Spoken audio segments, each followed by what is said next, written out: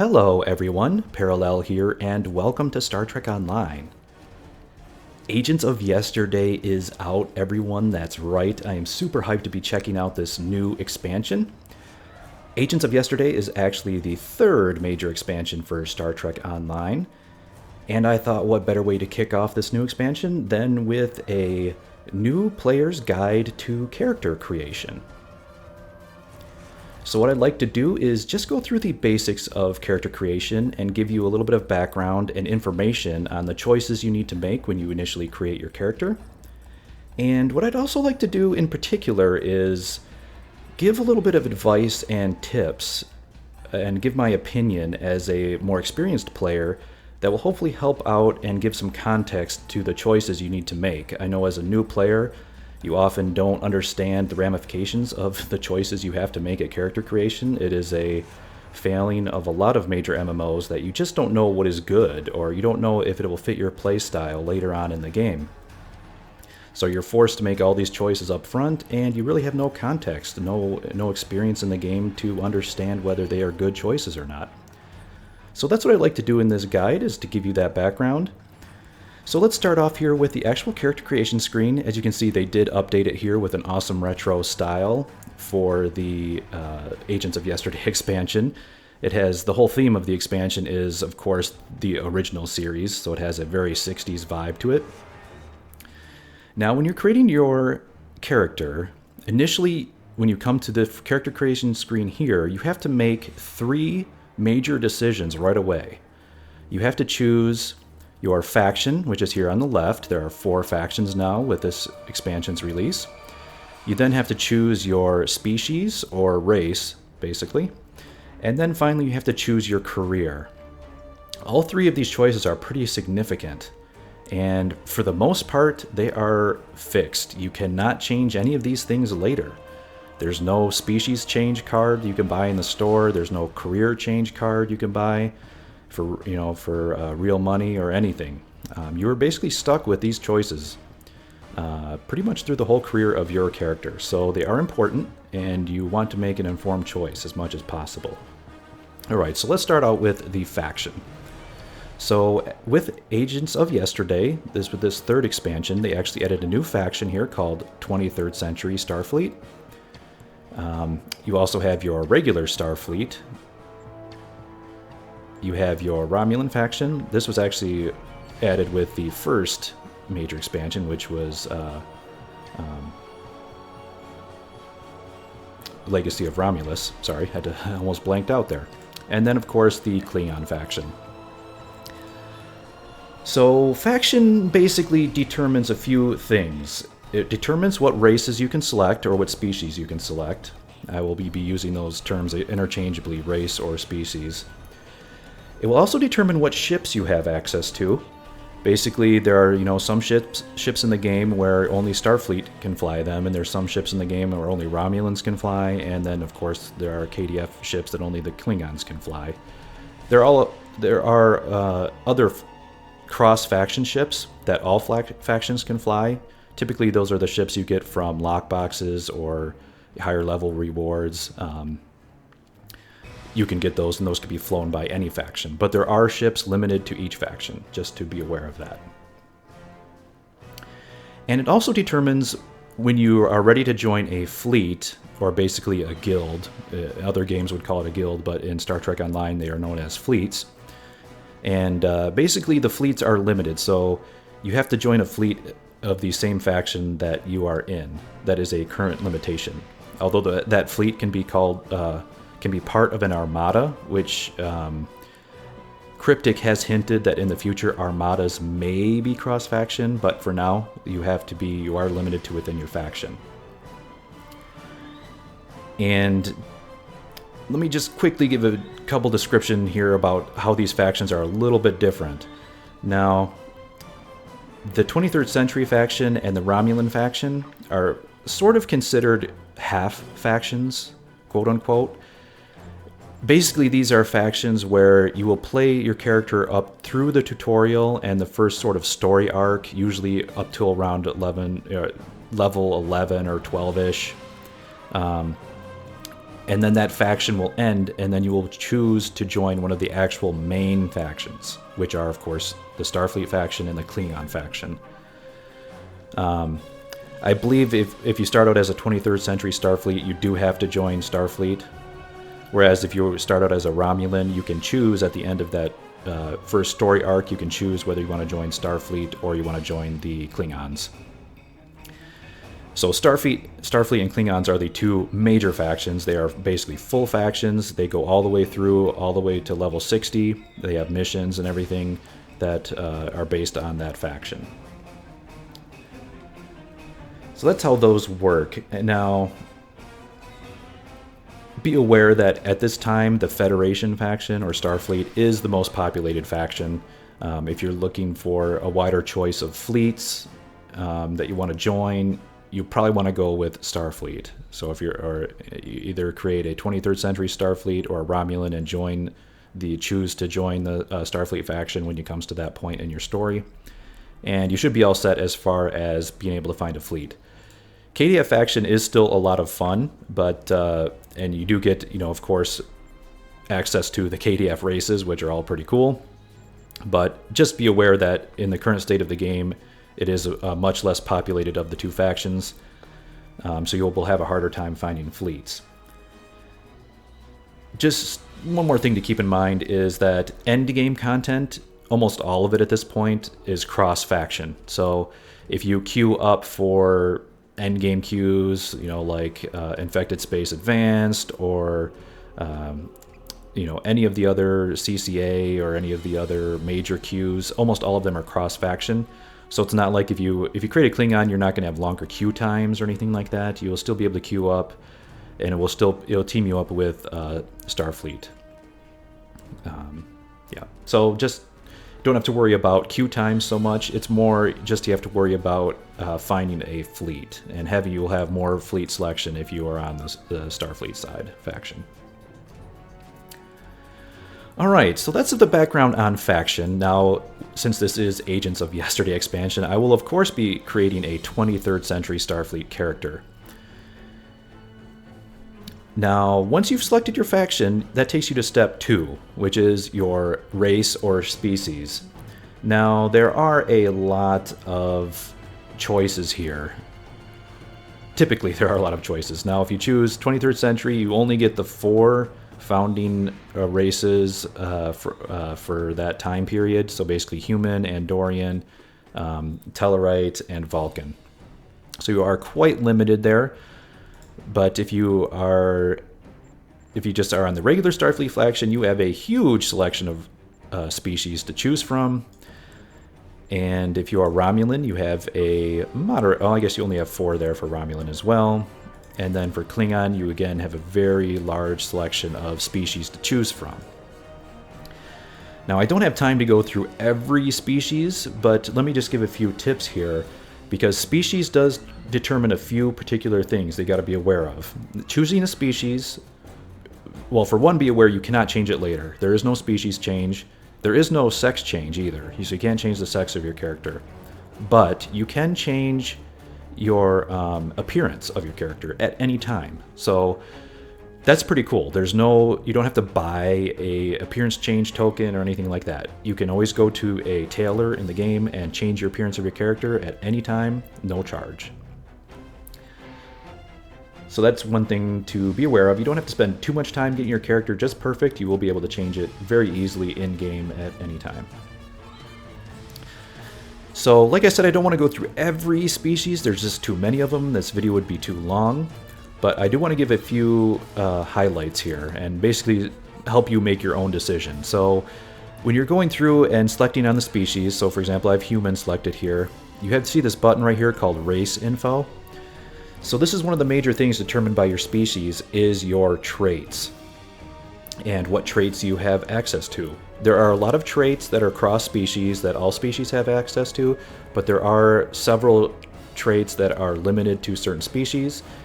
And in fact, every species gets exactly one trait that is unique to their species. So if I here have selected on human, if you scroll down here, there's actually a trait called human. This is what humans get for their race. A lot of these other traits, like for example, field technician, yep, improves kit readiness. This is one that's like a cross species trait. They all get access to it. One's like elusive. That's a space trait that everyone has access to. So you want to take that into account. You want to choose your species based on, well, choose which one you like, first of all, right? I mean, you have to like the species that you're going to be playing, but just be aware that that determines what traits you have access to. And like I said, a little bit later in the video, towards the end, once I've gone through all the basics, I will provide my own advice and tips, to maybe help you make a more informed choice based on your playstyle.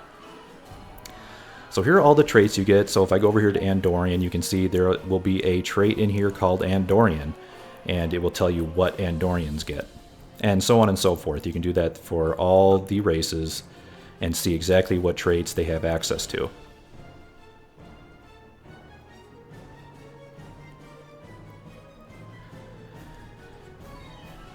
So that is the basics of selecting your species and race and the traits they have access to. Now the next thing to be aware of is that there are space and ground traits. So everything in Star Trek Online is divided into space and ground. If you are not very familiar with the game, when you're in your ship, you are doing space combat, and when you beam down to a ground map, you will be doing ground combat with your away team. And the way the trait system works is that when you equip, you can slot these traits into your character. You can see there's a whole long list of all these traits you get. You can only slot up to 9 of them at a time onto your character, and you get to choose. You can slot them into your space traits, or you can slot them into your ground traits. And thanks to the recent trait revamp, you actually can slot them both separately. They're actually separated, the space and ground traits, which is very nice. So you can slot up to 9 traits for space and up to 9 traits for ground. And as you're selecting your species, just be aware that some species, in fact, most species do not get a space trait. So if you're looking to optimize your character for space combat, make sure you choose a species, like for example humans. If I look here at human, you can actually see it says space, it grants hull regen, and ground, it gives you increased exploit damage for the team. Pretty good trait, actually. But most species, like Andorian, for example, if you look at their, where was it? Let's go up here. Andorian, they only have on ground and on ground. So their trait only helps you on the ground. All right. Now, one thing I do want to show here, and I do want to recommend that you look up to get a better feel for all the different traits that are available and what species has access to what traits. You'll want to go over to the Star Trek Online wiki page. It's a very good wiki page. And I'm actually going to, let me see if I can bring it up here. Yep. So hopefully you can see this here. Let me see if there we go. So hopefully you can see this page here. It's actually a very, very helpful page. If you just Google up Star Trek Online or STO, S-T-O, traits or ground traits or personal traits, you should come to this page here. This gives you a very good overview of all of the species traits. And you can go down here, and you can see I've actually highlighted the ones that have space bonuses. So you can see there's not very many. Humans get a space bonus. Liberated Borg, which is actually a limited race that you have to unlock for lifetime members, I believe. Nausicaans get a space bonus. Romulans, and joined Trill. That's about it. So there's a lot of other species out there that, for the most part, only get ground traits. So factor that into your decision when you're choosing a species, or at least be aware of it. If you are choosing a particular species, play to your species' strength. If they have a really good ground ability, maybe you want to focus on ground combat. That's the way to go. Otherwise, if you want to focus on space combat, you'll want to select one of these races that do have a space ability. Now, one other thing that a lot of people are also not aware of is that you do have a even out of the remaining personal traits, certain species only have access to certain ones. So out of this pool of personal traits, let me see if I can find it here. If you go to the page here on the wiki, where is it? Personal traits and race-specific traits. This page has a very good table here, so you can check out this table. It has all the races here and all the traits across the top, and it gives you a check for all the ones that race has access to. This page is fantastic. Again, a good reference if you want to go through and make sure you're choosing the right species that has access to the right traits. And over here is the space traits. So you can see, for example, alien is actually a very good species that has access to every space trait and a whole lot of ground traits as well. That's one of the strengths of the alien species, is they have access to almost all of the traits with very few exceptions. But, like, for example, a good space trait here on the ground, a good ground trait is soldier. And you say, this is a good trait if you're going for DPS on the ground. And you can see who has access to it. Aliens do, Bajorans do, humans do, Pakled, Saurian, and so on. So you can go down and you can take a look at what races have that trait that you want. All right. And like I said, just be aware you can slot up to 9 ground traits and up to 9 space traits. This table is only showing the ones that are that vary by species. Like I said, there are also traits that all species have access to. All right. So I think I've covered traits enough. Hopefully that helps you at least get some reference as to, what this choice entails. Now, let me go ahead and get rid of this browser window here and go back to the game. Sorry about that if the sound cut out when I was switching over there. But, all right, so that is the main thing with choosing your race, is just take into account those traits.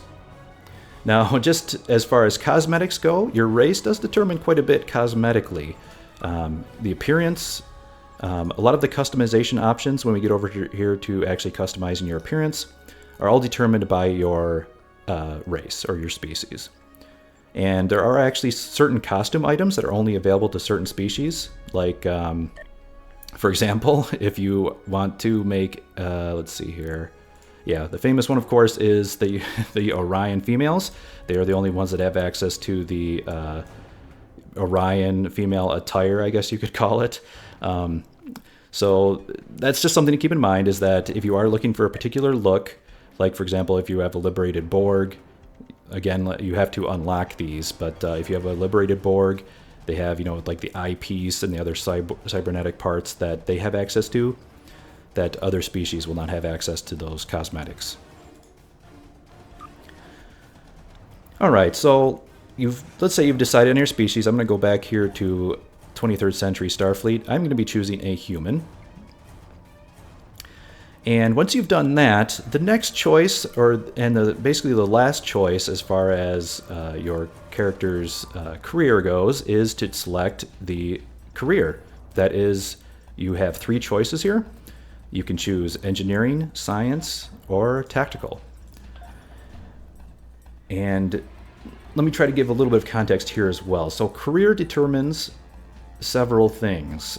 This is kind of like what you would call a class in other MMOs. Although it's not, this is definitely not a holy trinity of classes. It's not like engineers are the tanks, science are the healers, and tactical are the DPS. That would be the stereotype, but there's not really a holy trinity in Star Trek Online, so you don't have those super clear defined roles. So keep that in mind. There is a little bit more flexibility there.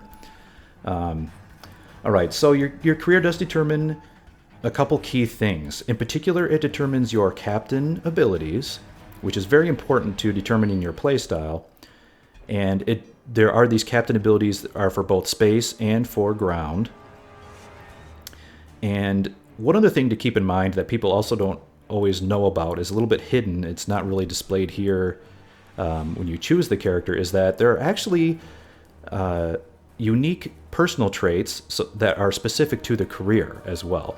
Like I said, most of the traits are determined by your race, so we just covered that. But now when you choose a career, the career will actually unlock 2 additional space traits and 2 ground traits that are specific to that career. And that's actually nice. That adds a little bit more flavor to the career that you're going to be playing. And they usually synergize quite well. I'll show a few of those here in just a second when we look at the class info. And let's do that now. So class info. This will give you an overview of the captain abilities for that class. And I'm just looking down them here. Yes, so it has them for both space and for ground. All right. So this is engineering. And engineering has access to all of these skills. Again, I can't go through these. Going through every one of these in detail would be quite difficult. But let me give you a little bit of context here as far as the play style of engineers. Engineers generally have the best. Let's talk about space first. Talking about space, engineers in space have a lot of self-healing abilities, so they are somewhat stereotypically the best of the tanking careers. But they also have some abilities like EPS power transfer and Nadion inversion that give them very good control over their power systems. All right. And actually one of their class traits, again, the class traits are not listed here. I'll go back to the wiki page here to show you those in a minute.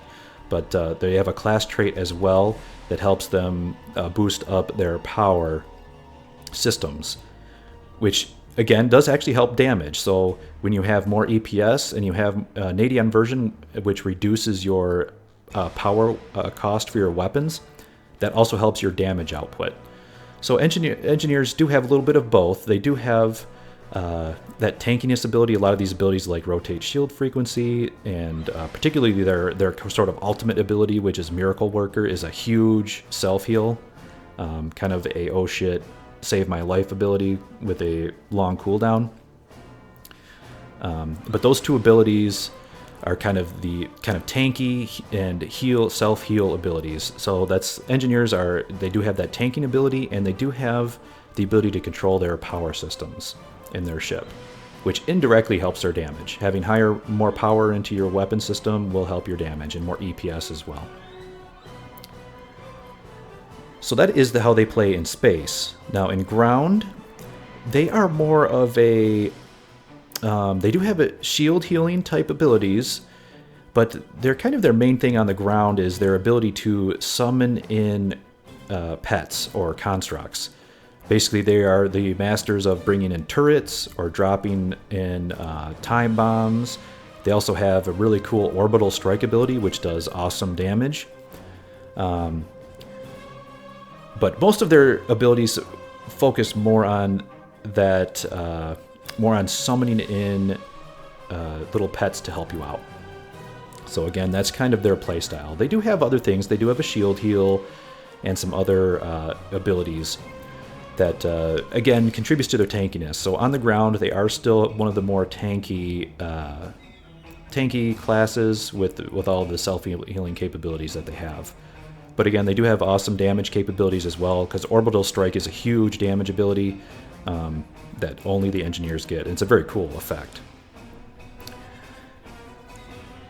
Alright, so that's kind of the flavor of the engineer. Hopefully that helps. You'll definitely want to read through all of these abilities to get all of the feel for exactly what is going on, but I just wanted to give a general overview there. So let's go on to science here and give a general overview of science. Science is a very, very interesting career. It is, I guess people kind of call them the wizards or the mages of Star Trek Online. And in some ways, they are also the best healers, at least on the ground. But let's start out with talking about their playstyle in space. Now, when you're in space, I would say their key abilities in space are debuffing. They have a lot of good debuffs, but they have kind of a mixed bag as well. They have a lot of kind of a jack of all trades. They also have Scattering Field, which is a kind of a group buff tanking ability. They also get Photonic Fleet, which is actually summons a bunch of photonic ships to help you out that do damage as well. So they have the damaging ability there. But I would say primarily they go about focus more on the debuffs, because Sensor Scan is their big ability, which When you debuff an enemy, this sensor scan will actually massively reduce their the target's damage resistance.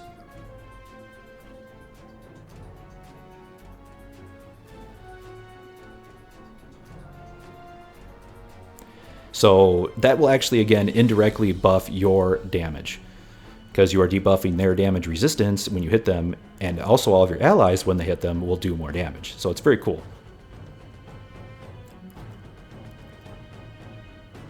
Now, yeah, you can see it says negative 17.5. I believe that actually levels up. I think at level 60 it is a higher percentage. I could be wrong. I'll have to double check that. But in any case, that's kind of their playstyle in space. They do kind of have a mixed bag of abilities, and they focus on the debuffing and a little bit of damage with their photonic fleet. More like indirect damage. They're more about debuffing the enemy and then allowing you to do more damage to them. Now on the ground, they do have some excellent healing abilities, but they also maintain a heavy focus on debuffing. They do get tricorder scan on the ground, very similar to sensor scan in space, where it debuffs the enemy's defenses and then it makes you do more damage. On the ground, they also do get nanoprobe infestations, kind of a cool ability, but and neural neutralizer is kind of a CC ability. They're kind of also the CC. Their abilities do have the most CC in debuffing. So that's kind of how they play on the ground. And I'll have to remember that this is just the captain abilities. Keep that in mind. There are actually other abilities that you get on the ground from your kit. And I will talk about that after I go through the remaining career here for tactical. So let's spend a little bit of time talking about tactical. So how does tactical play?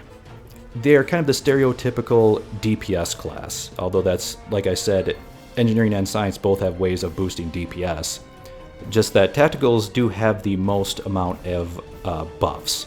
They're more about, science is more about debuffing and healing, and CC. Engineering is more about controlling your power systems and having self-heals and tanking, whereas tactical is more about just having damage buffs on yourself and your team and maximizing your damage output.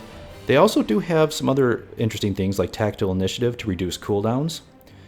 And Fire on My Mark is actually more like a debuff as well, but it's only single target, unlike the science one.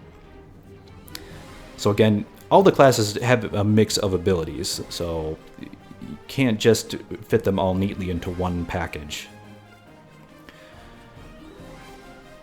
So in space, the tactical players, again, they do have, in particular, some very specific abilities that do boost their damage. Very good buffs here, like Attack Pattern Alpha is a very good ability, just boosts all damage for 30 seconds. Very, very good ability, very potent. They do get Go Down Fighting, another one. When you are low on health, you pop this. It gives you a nice long-lasting buff, which also can give you quite a huge damage bonus.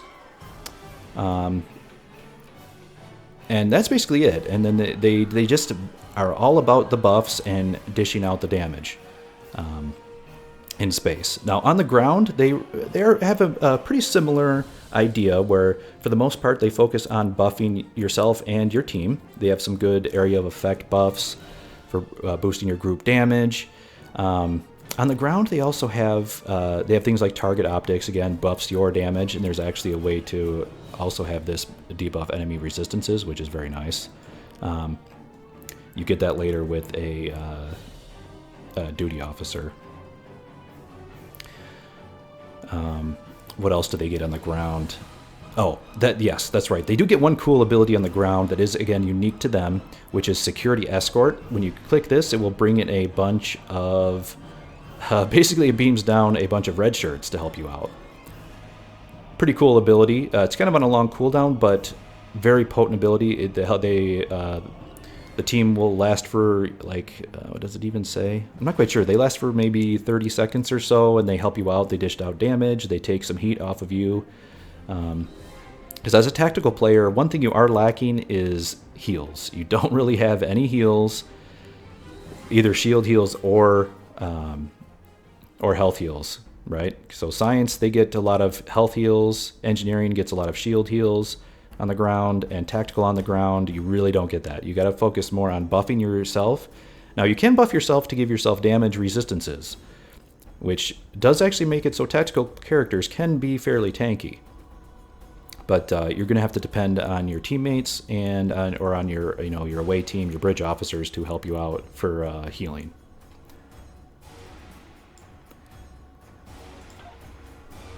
All right, so that is hopefully a good overview of the 3 careers and the play styles.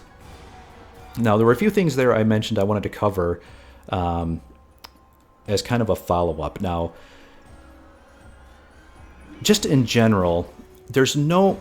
I know one thing I was confused about when I started out is I didn't know if there were any hidden stats or anything that were affected by the career. Like, do tacticals automatically do more damage than the other classes? And the answer to that is no. There is no hidden stats. There is no... It's not like tacticals have a higher base damage or anything like that. They don't. The only difference between between the careers is the class or the captain abilities that they get on the space and on ground, and also the bonus traits that they get. And that's pretty much it. And then the kits they can use on the ground as well, which is kind of like their powers on the ground. So that's the only difference between the 3 careers. They can all fly any type of ship. They can all have access to any kind of weapon. If you put an anti-proton rifle into an engineer's hand, it's going to do the same base damage as it does with a tactical, right? That's not going to affect the base damage. If a tactical captain does more damage than the other 2 careers, it is because their captain abilities, their active abilities will buff their damage more than an engineer. It's not because of any base stats or anything like that. So don't be too worried about that. And speaking of those traits, so I did want to show those traits, and I'm going to go ahead and switch back to the wiki page here. Let me bring that up again. All right. Whoops, sorry about that. I was moving some windows around there. So hopefully you can see the wiki page again here. And what you're going to want to look at is, again, on this page here for personal traits on the wiki, it gives a really good breakdown of, so these are the unrestricted traits. These are the ones that I mentioned that can go across across all the careers and across all the species. They all have access to these. And there's actually quite a few good ones in there. The race-specific ones, again, that was that really complicated table that I showed earlier. But then there are the career-specific ones. Now, as you can see, there's 2 each for each career. There's 2 for space and 2 for ground. And again, these pretty much fit in with the theme of that career. So you've got your, sorry, there the sound cut out.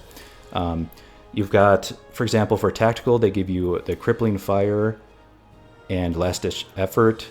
Last ditch effort actually buffs up your go down fighting ability. It kind of synergizes well with the class. You also have some more. You get like strike team specialist, which helps your damage on the ground, and situational awareness actually helps your grenades actually debuff the target, or helps to give them an exposed chance. So you're going to want to look at each of these traits in detail. But all of them kind of fit with the theme of the class. Like this one right here for science, a field researcher, it actually helps give debuffs onto the enemy, or whenever you debuff the enemy. Let me just make sure I'm telling you correct here.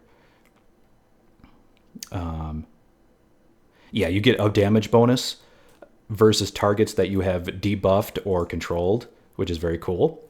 So they all synergize nice with that class. Like there's also this one here, Nanomolecular Architect, helps strengthen all of your pets on your engineering. You also got here EPS Manifold Efficiency, which helps your power systems go up when you use batteries. So they all fit in with the theme of that character and help give it a little bit more flavor. So take a look at these as well on the wiki page when you make your choice. And down here are the lockbox traits. You don't have to worry about those now. These are the more expensive traits that you can get from the lockbox that you have to pay for. They are more end game, and you'll want to eventually look into these, but you don't have to worry about those too much when you create your character, because all, you have, for the most part, all classes and all races have access to these, other than just a few here from the Voth lockbox, which are specific. All right, so I'm going to go ahead and get rid of that. Okay, so that is the career traits. Keep those in mind when you're selecting your career. And finally, something that's not shown here is that when you actually get in and play the game, you have to select, or not select, but you have to equip a ground kit. And that ground kit determines what kind of powers you use on the ground. And those are also quite unique to your career. And that's kind of where, when I'm talking about science here, in their actual captain abilities, there's not really a heal in here. The heal I'm actually referring to that they get is from one of their kit abilities, which is tricorder, or healing tricorder. So those kit abilities are also unique to the career, and it's not really visible here on the class. Again, that's something you can see on the wiki or in-game. Once you go through the tutorial, you'll eventually get to the point where they'll have you equip a kit, and you'll have to put powers into it, and you bring it down to your power tray, and you'll be able to use those abilities.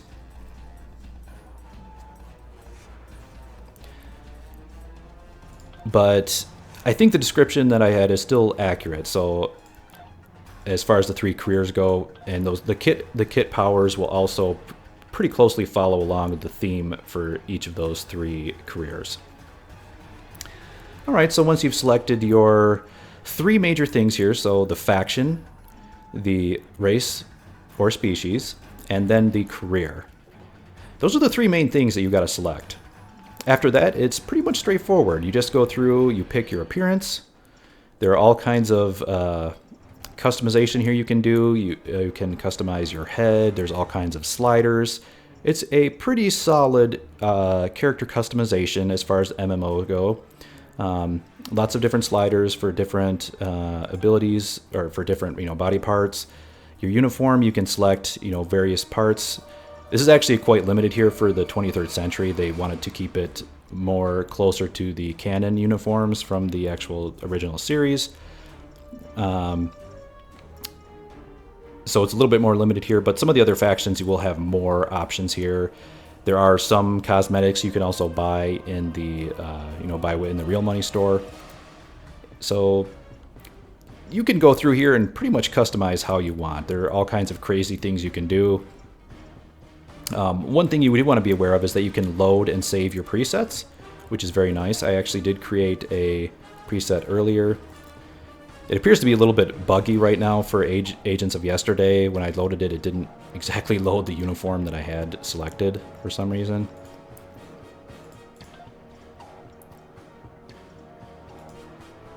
But there you go. You can customize the clothing. You got all kinds of sliders for the head and for the body. You've got all kinds of options for your different makeup, for hairstyles. You got your hairstyles over here on the right. You got your different faces and skins over here on the left.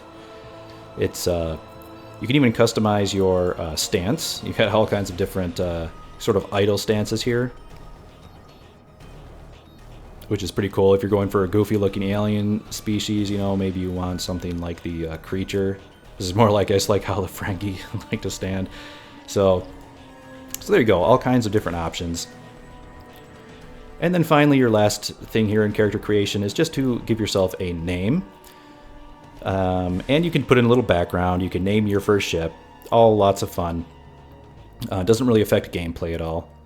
But one thing to keep in mind as far as naming your character, in this game, the way it works is that when you first create your account, you create a handle, which is like your @handle, so I'm @parallel. And the nice thing is that once you have that handle, you can choose, your captain name does not have to be unique to the server. Like, it only has to be unique for your handle. So if anyone wants to send you a whisper or a tell, they will send it to your captain name at your handle. And that way, it'll always be unique. So that your handle has to be unique. But once you've created your handle, your captain name, you can choose whatever captain name you want as long as it's unique on your account.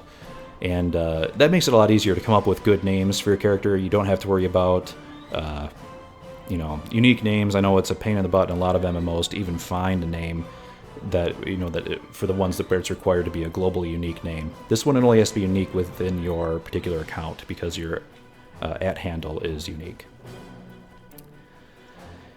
All right, and that is it. Then you can go ahead and engage, and your character is created. Whew. So that is a guide for character creation. Now, before I close out here, like I said, I do want to give my opinions and advice. So up to this point, I've just been trying to give the,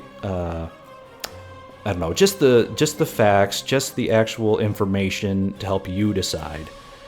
Now, I would like to give my opinions here and maybe help out a little bit of you, if you don't have any context for the game, help out, help you decide if this is the class or career you want to go for based on how it actually performs in-game, at the end game. And maybe you are a min-maxer and you want to min-max or go for the top DPS out there, whatever the case may be. I do want to give a few opinions and tips along those lines, because just going through, there's so many different races, there's so many different abilities that are for all the different 3 careers. It's hard to know right away what is the best at what. So here are some of my opinions. Now, as far as faction goes, if you're let's say you're a min-maxer and you want to min-max your DPS. If you're going to choose a faction, I recommend Romulan. That would be my opinion, the best faction for if you want to absolutely maximize your DPS. And the reason for this is quite simple. It is because as a Romulan, you have access to Romulan bridge officers. And the Romulan bridge officers have a trait called Superior Romulan Operative. And that gives them a significant crit and crit damage buff. Now, it's not quite as huge as you might think. All the factions are still pretty close. But the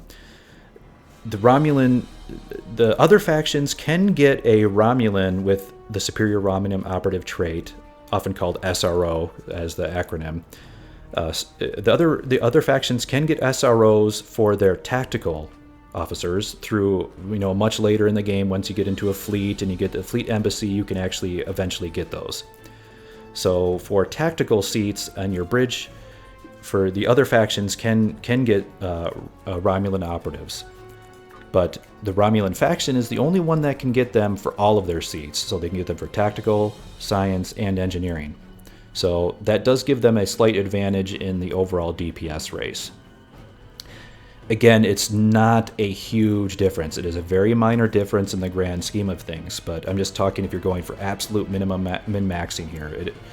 When you factor in all the other things that contribute to ship damage, having, like 2 extra bridge officers with SRO trait is not going to make a huge difference at all. But again, just wanted to provide that information.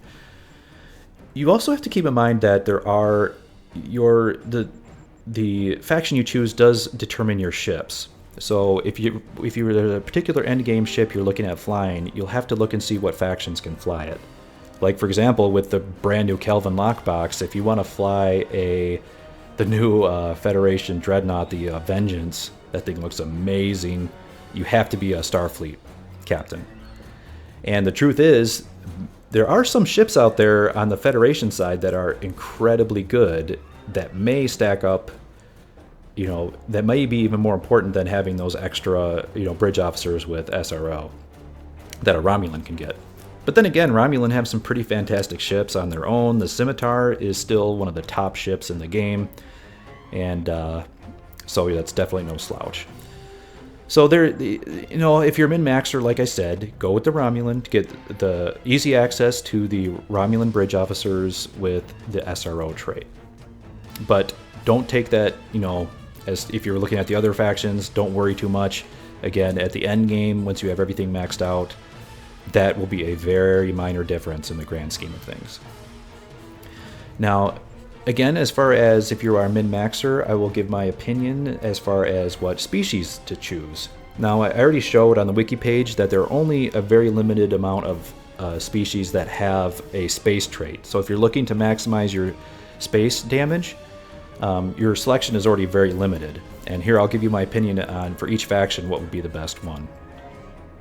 For the 23rd century Starfleet, the new Agents of Yesterday expansion races, you only have 4. The only one of these 4 that even, the only 4 of these races that even has a space trait is humans. So if you're looking to maximize for space, humans are your only choice. And then again, it only helps as far as hull healing or regeneration. So, and subsystems offline.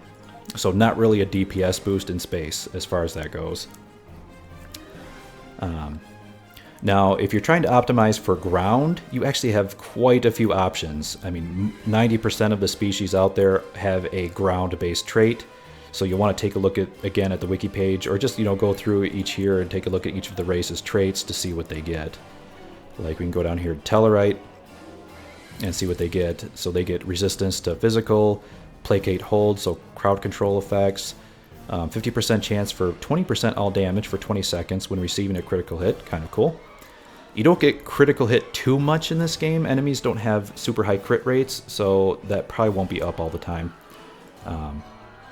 And you can click the Stubborn ability to free yourself from Confuse or Placate, so that's kind of cool. They have a click to get out of some crowd control. So if you're looking at ground, you have lots and lots of options if you want to focus on ground. But if you want to focus on space, I will go ahead and continue here with the other factions and give you my opinions. So for this one, for 23rd Century, you go with Human. Now, if you're going to go with Starfleet here, there are only, I would say the best option is Alien. And where are you, Alien? Is it at the bottom? Yep.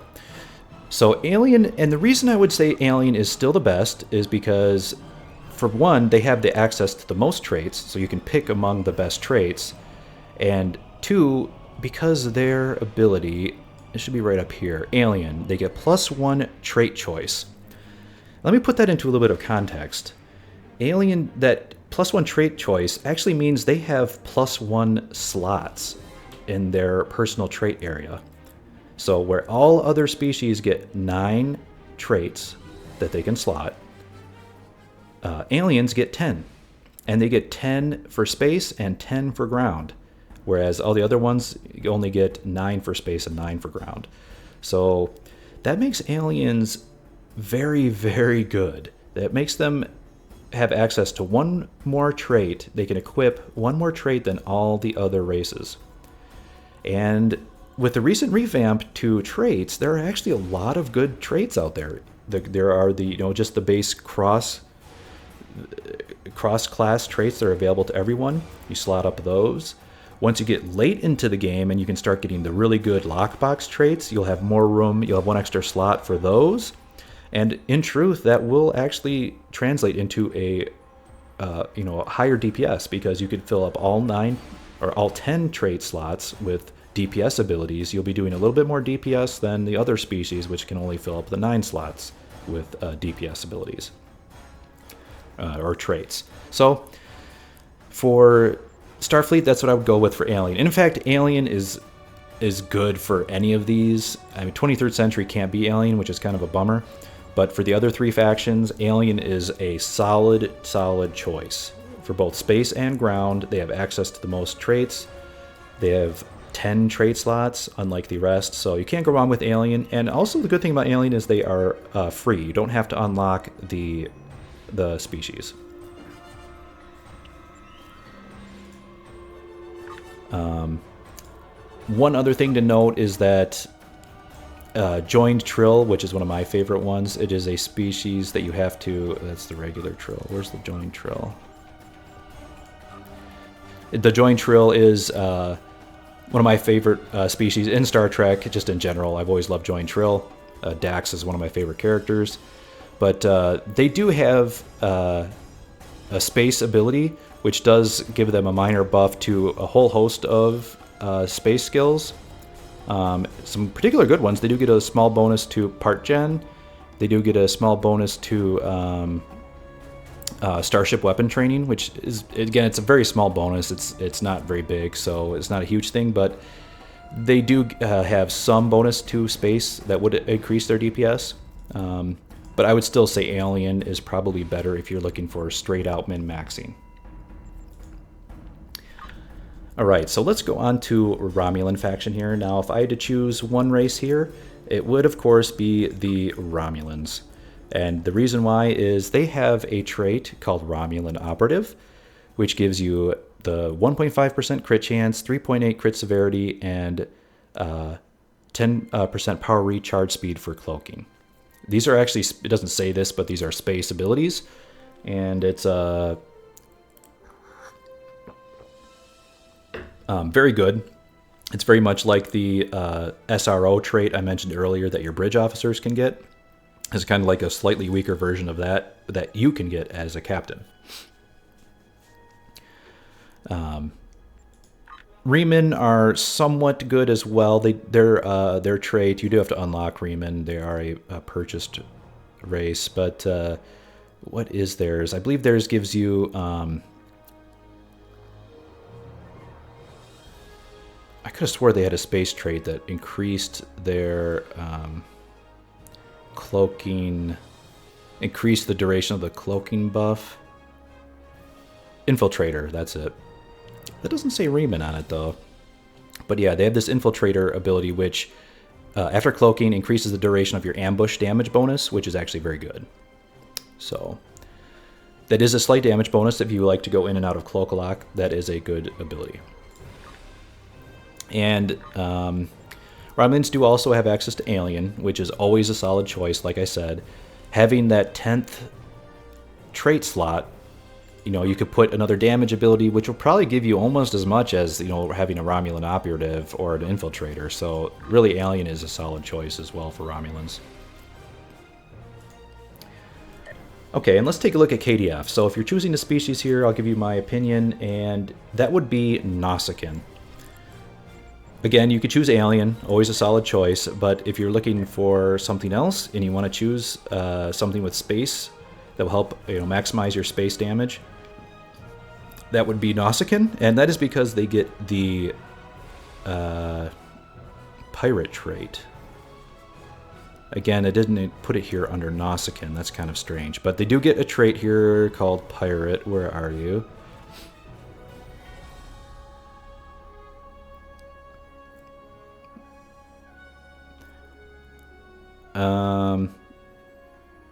No, I guess they did put it in here. It used to be called Pirate, now it's just called Nausicaan. So in space, it says 0.02 bonus to all damage. That's actually 2 percentage points. It doesn't sound like a lot, but I believe it's something similar to like a Category 2 type damage bonus, which I'm not going to go into the details of different damage categories, but suffice to say, it is a pretty decent, I mean, it's only 2%, but that's 2% that other species don't get, right? And it is a pretty good category for buffing your damage output. If you are a KDF officer, even if you're not a Nausicaan captain, I would recommend to use Nausicaans as your bridge officers because they do get, all of them get that 2% damage buff, and it does stack. So Nausicaan is a solid choice there for Klingon, or also you can just always go with Alien. A good choice for anything.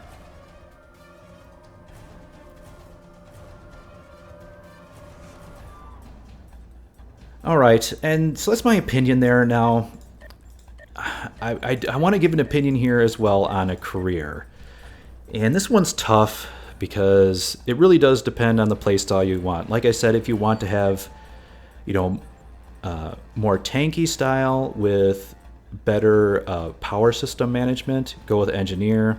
If you want more of a Space Wizard type feel with lots of flashy debuff abilities, crowd control, and healing, go with Science. And if you just want flat out damage output and group buffs, go with tactical. In the game right now, I'll just say this in general, just because I want to give you some context.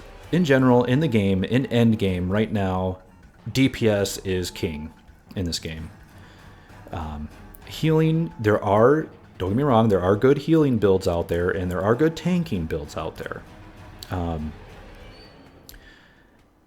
But as it goes right now, just in the game, completing things quickly and taking out ships quickly is the name of the game, which means that DPS gets the highest value in a team, and that also means that tactical right now is probably the quote unquote best career as far as if you want to be able to contribute the most at end game. Because just the way the game is designed right now, I mean, that may change in the future, is that DPS is king. But that said, there are builds for engineers and for science that can do very good DPS. There are even some fantastic builds out there for aggro tanks that depend on an ability called feedback pulse that do very good damage and can tank very well. And there are some queues, like when you get up to the very, very elite queues, there are some queues that do benefit from having one tank on the team to draw the aggro that helps your tactical characters do the damage. But that is very edge cases right now. So if you are just going to do pickup groups and you just want to have a lot of fun and do a lot of damage, I'd probably say go with tactical.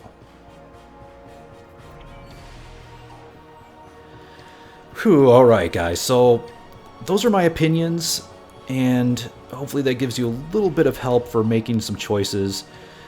Like I said, these choices are pretty much permanent, so you want to have as much information going in for selecting the right character for you. Now, I do want to close out here with a few more tips just related to the Agents of Yesterday expansion. So if you are viewing this video within a few days of the expansion coming out, be aware of a few things that are going on right now that you're going to want to take advantage of. Now, the first thing is there is actually a summer event going on right now. And just for future reference, for people watching the video later, this would be July 6th, 2016 is when Agents of Yesterday was released. So if you are viewing this video within a few days of that time, you're going to want to take advantage of these events that are going on. Particularly if you're just now creating a new character, you're creating your new 23rd century Starfleet character, you're going to want to take advantage of these events. So create your character, make sure to get through the tutorial. You do have to get through the tutorial first and get out into the, past that point. I believe to participate in most of these events, you have to be level 10 or above.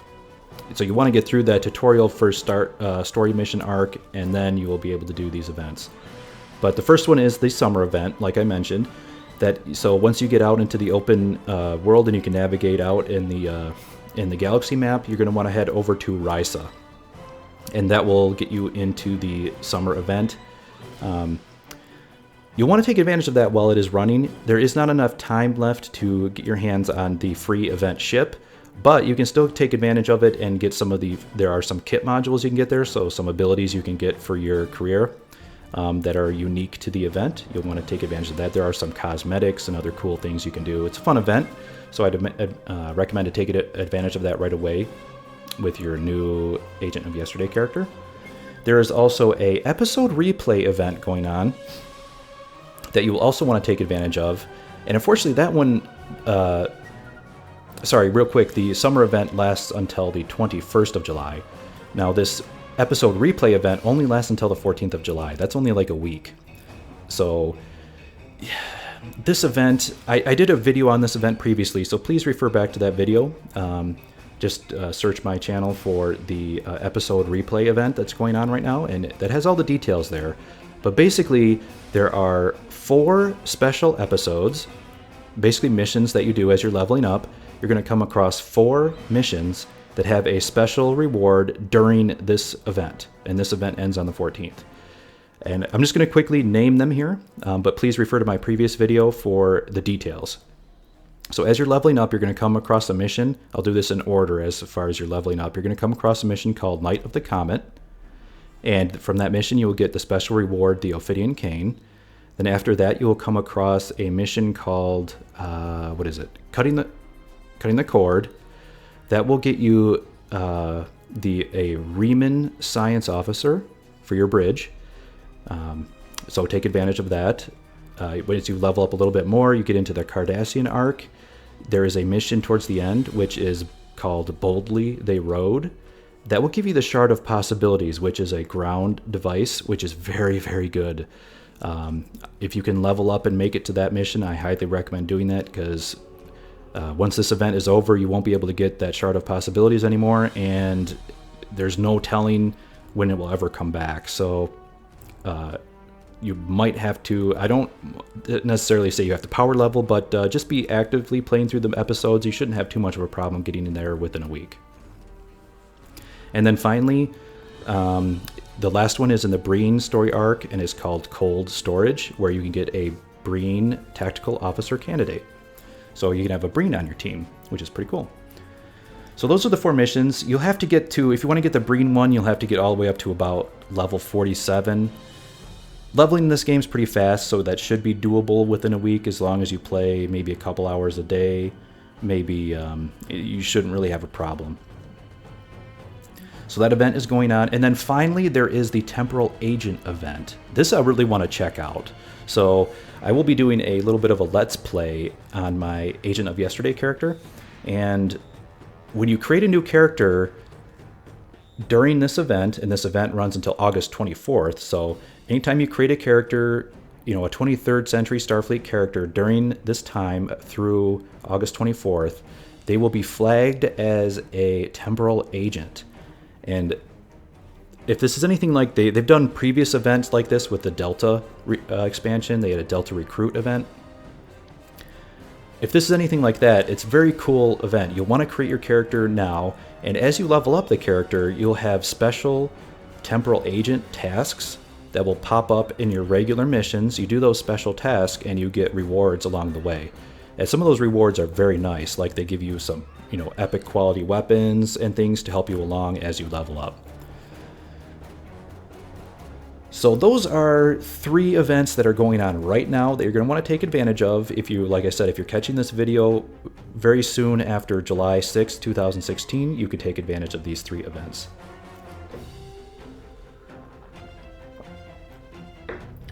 And like I said, you do need to level up, but I don't recommend power leveling in this game. This game is a lot of fun. Cryptic did a lot of work on the actual episodes and missions that you go through. They are a lot of fun now. They've revamped a lot of the missions from the initial release, and they're generally much better quality now. So I would just say don't power level or anything. Just play through the missions, have fun, go through your quest journal, and just go through all the episodic missions right in order. You should have no problem leveling up that way. You level up quite quickly from the episodes themselves, and they're a lot more fun to experience the game that way, instead of just going into some patrol mission and grinding it out. So that would be my final recommendation. Just level up, have fun, and just take that advice in general. I gave a lot of opinions in this video, trying to say, what is the best if you're a min-maxer or this or that. But when it all boils down to it, at the end, all of these choices have, 1% or even less than 1% effect on your overall DPS. One species over another, one faction over another, it's not going to make that much of a difference overall.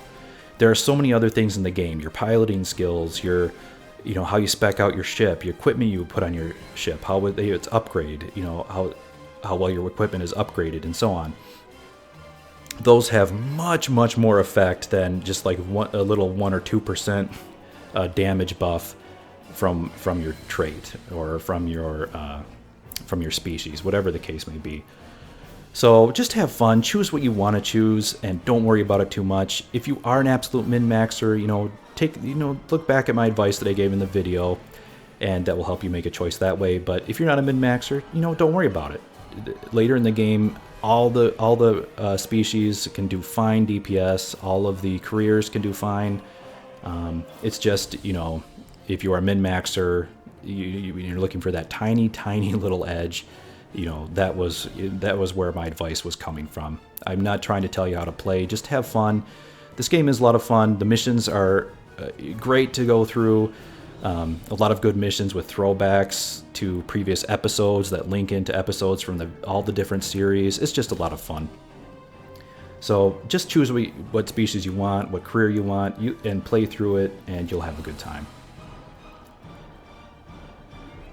Alright guys, well, I guess that about does it. Thank you very much for watching. If you have any questions, let me know in the comments below. I'd be happy to answer. And yeah, have fun with Agents of Yesterday. I will be doing a little bit of a Let's Play here. I do want to finish creating my Agent of Yesterday here, and I do want to go through and just, man, looking so much forward to going through these retro missions here, getting back into the theme of the 60s show. It's going to be a lot of fun. Alright guys, that is all. Thank you very much for watching. Bye for now.